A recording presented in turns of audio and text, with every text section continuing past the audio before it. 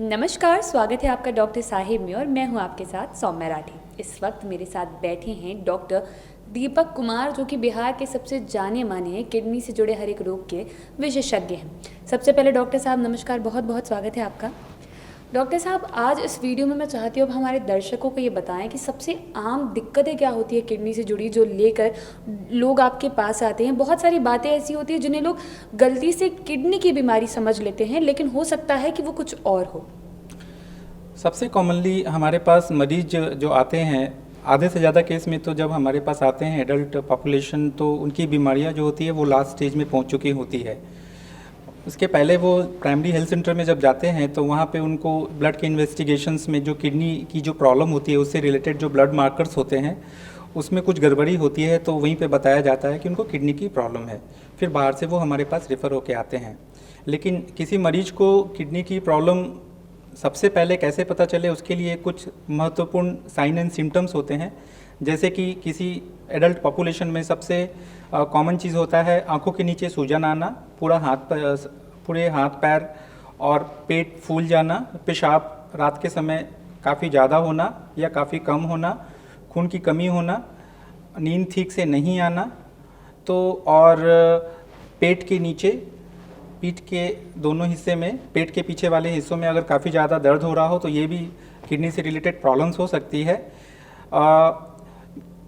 Kidney problem होने का सबसे महत्वपूर्ण कारण डायबिटीज़ और हाइपरटेंशन है। आप सभी लोगों को पता होगा कि India is called as a diabetes capital of world.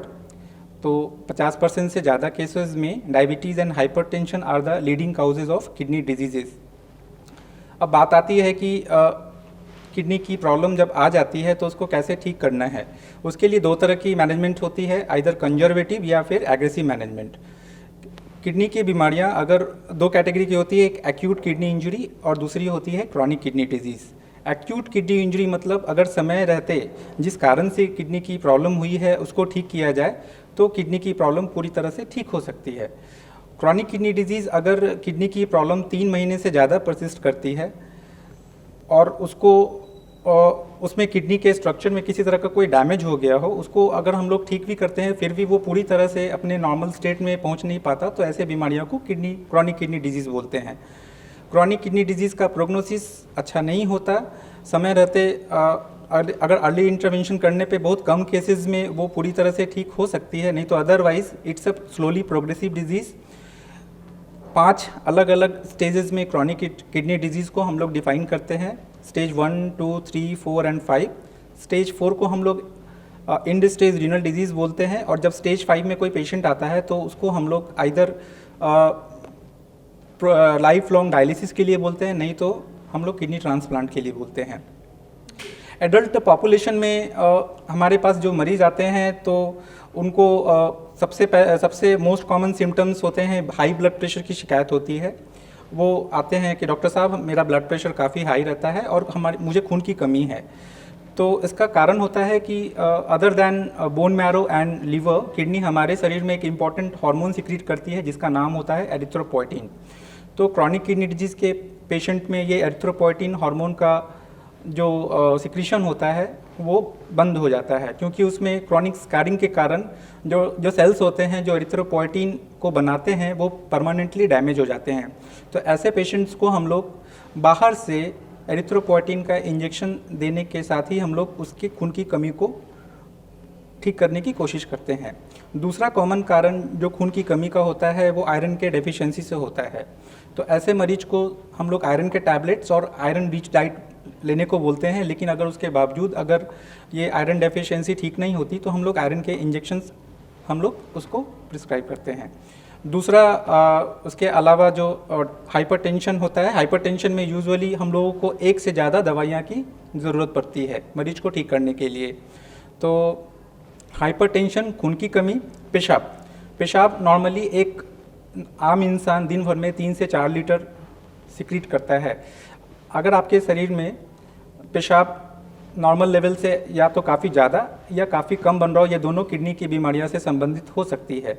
रात में अगर 50% से ज़्यादा पेशाब यानी 3 से ज़्यादा बार अगर उठ के पेशाब करने के लिए मरीज को जाना पड़ रहा हो तो ये भी किडनी से रिलेटेड एक प्रॉब्लम हो सकती है। और क्रॉनिक किडनी डिजीज़ के पेशेंट में धीरे धीरे ये जो पेशाब की मात्रा होती है वो धीरे धीरे कम होती चली जाती है और धीरे धीरे करके बिल्कुल ही पेशाब बनना बंद हो जाता है। ये यूजुअली लास्ट स्टेज जो क्रॉनिक किडनी डिजीज़ के पेशेंट्स होते हैं उसमें मैनिफेस्ट करता है। तो किडनी का हमारे शरीर में बहुत सारे इंपॉर्टेंट फंक्शंस हैं, जिसमें से सबसे मोस्ट इम्पॉर्टेंट फंक्शन हमारे शरीर में ये वाटर बैलेंस को मेंटेन करती है। अगर हम लोग काफ़ी ज़्यादा वाटर कंज्यूम कर रहे हैं, जैसे कि गर्मियों के दिनों में होते हैं, या फिर हम लोग अगर मरुस्थल वाले एरिया में या हाई पहाड़ के एरिया में जा रहे हैं, तो हमारा शरीर उसके हिसाब से ज़्यादा पेशाब, अगर हम लोगों को ज़्यादा पानी पीने की ज़रूरत होती है तो हम लोग ज़्यादा पानी पीते हैं, तो उसके पानी के कंपैरिजन में हमारा शरीर किडनी के थ्रू उतना ही पानी को सिक्रीट करती है। अगर हम लोग कम पानी कंज्यूम करते हैं तो हमारे बॉडी का जो कॉम्पेंसेटरी मैकेनिज्म है वो पेशाब के सिक्रीशन को कम करती है, जिससे कि हमारे शरीर में एक वाटर बैलेंस मेंटेन रहती है। अगर ये बैलेंस गड़बड़ा गया, अगर हम लोग काफ़ी ज़्यादा पानी कंज्यूम कर रहे हैं और पेशाब उसके कंपैरिजन में उस हिसाब से नहीं निकल रहा है, तो ऑब्वियसली हमारे शरीर के डिफरेंट पार्ट्स में स्वेलिंग आना स्टार्ट हो जाएगी। किडनी की प्रॉब्लम किडनी की जो मरीज़ होते हैं उसमें जो स्वेलिंग जो होता है वो टिपिकली स्टार्ट होता है हमारे आंखों के नीचे से। उसके बाद फिर दोनों पैर के निचले हिस्से में स्वेलिंग स्टार्ट होती है और धीरे धीरे करके पूरे शरीर, पेट, हाथ, पैर, पूरा चेहरा सूजना स्टार्ट हो जाता है। उसके बाद जो थर्ड स्पेस, जैसे कि हम लोग हार्ट के चारों तरफ और फेफड़े के भी निचले वाले हिस्से में पानी आना स्टार्ट हो जाता है।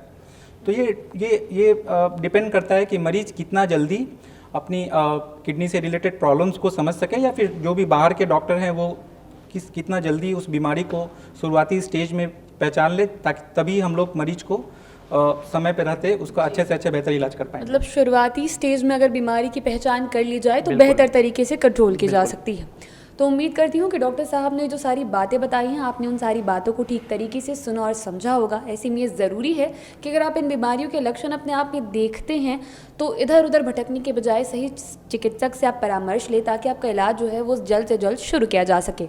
इसी के साथ बहुत जल्द मुलाकात होगी डॉक्टर साहब के अगले एपिसोड में। तब तक के लिए अगर वीडियो को फेसबुक पर देख रहे हैं तो पेज को लाइक करें, यूट्यूब पर देख रहे हैं तो चैनल को सब्सक्राइब करें। आप कमेंट सेक्शन या मेल बॉक्स के माध्यम से हमें बता सकते हैं कि डॉक्टर साहिब से आपके और क्या सवाल हैं। धन्यवाद।